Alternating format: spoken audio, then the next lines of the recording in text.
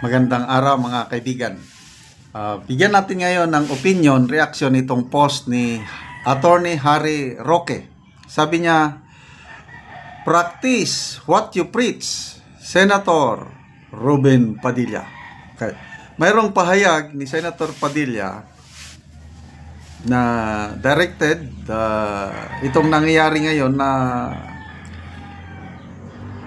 issue, yung sinampahan ni Senator Hontiveros ang mga vloggers. Ilan ba yun? 12 vloggers ang sinampahan ng cyber libel. So, isinare ni Attorney Harry Roque ang post ng Disiplina Duterte. Okay.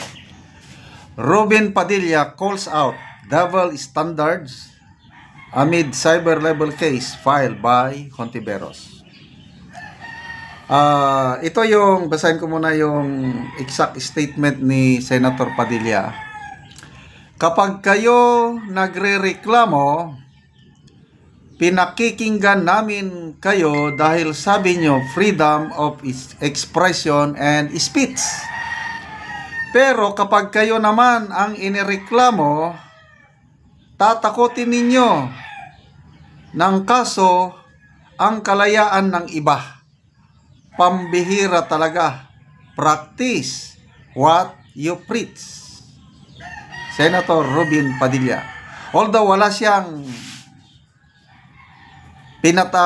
pinangalanan nga tao, bahala na kayo kung sino yung pinangalanan niya. Kaya ito,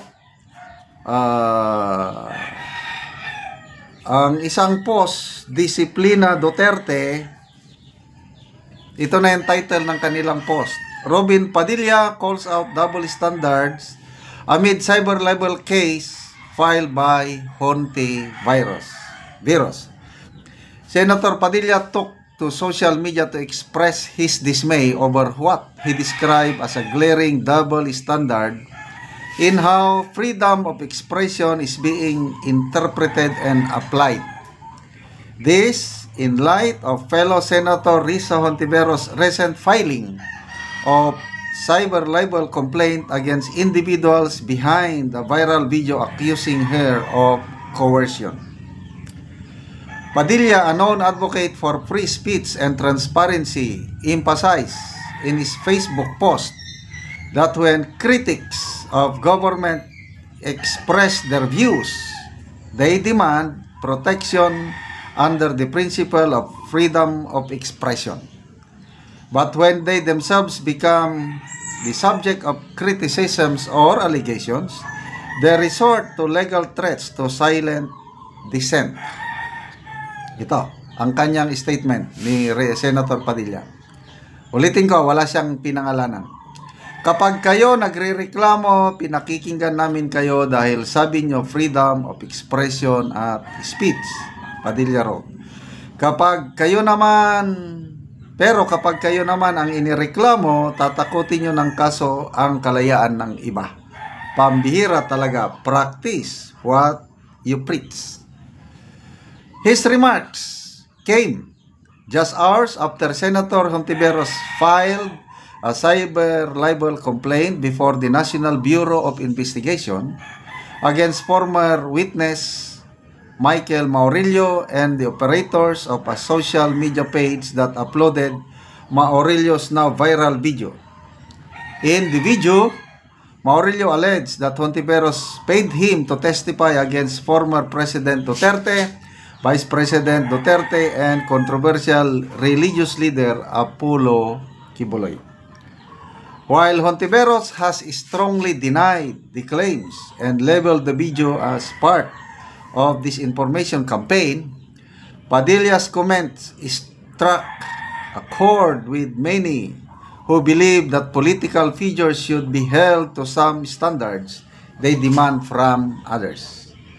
Supporters of Padilla echoed his sentiments, with many pointing out that in a democracy, the right to question, criticize, and expose alleged wrongdoing should not be limited only to those in opposition. Padilla has consistently maintained that true democracy means listening to all sides, not just to those who share one's ideology. He stressed that accountability should not be a one-way street, and those who cry foul when criticized must also be willing to face scrutiny when they are the subject of allegations. As the issue continues to unfold, Padilla's statement serves as a reminder of the importance of consistency and fairness in defending democratic principles. So, yun. So, anong masasabi nyo?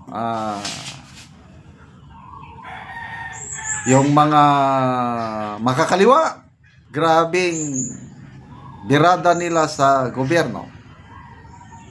Ngayon, kung sila naman ang batikosin, yun na, sinampahan na ng kaso. Anyway, magbasa tayo sa mga comments. Prince Cobrado, kilala ko ito, bishop ito. Tama ka, Senator Rubin. Ikaw, Risa, karma is waving. You are in panic mode. Nabuking ka na PhilHealth Queen at ngayon ikaw pala ang tanim witness. Sabi ni Prince Cobrado. Elma Kinsat Cantillo. Great job, Robin. Glad you spoke up and didn't allow Risa to intimidate you. Rochelle Ubon. Very well said, Senator Robin. G. Barbasan, tama ka po, Rubin. So, yan, the truth. So, ito, last na lang, Jericardo Mondragon. Freedom of expression, I believe, must be exercised in a standard of good morals, but not to create danger to the lives of everyone, including to discredit a certain individual.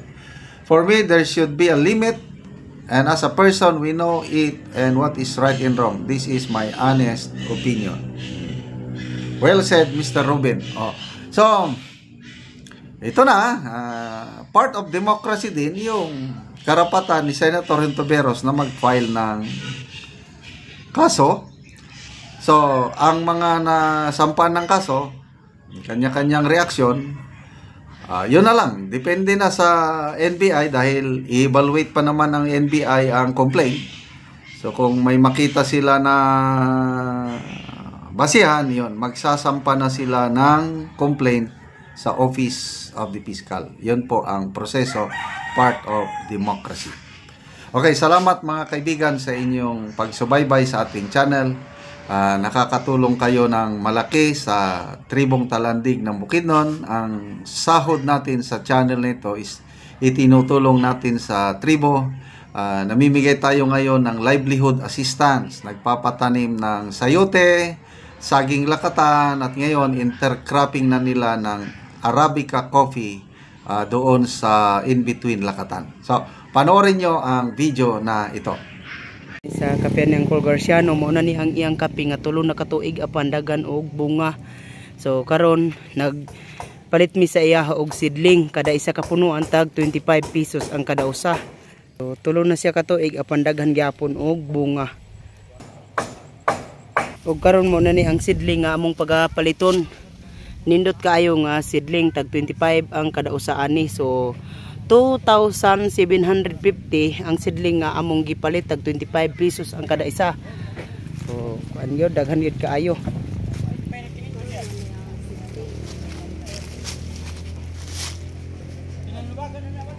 Sulo ko kana kuno. Wala makauno ang gigita ng bukol. Dagan pagid ng seedling ang bilin.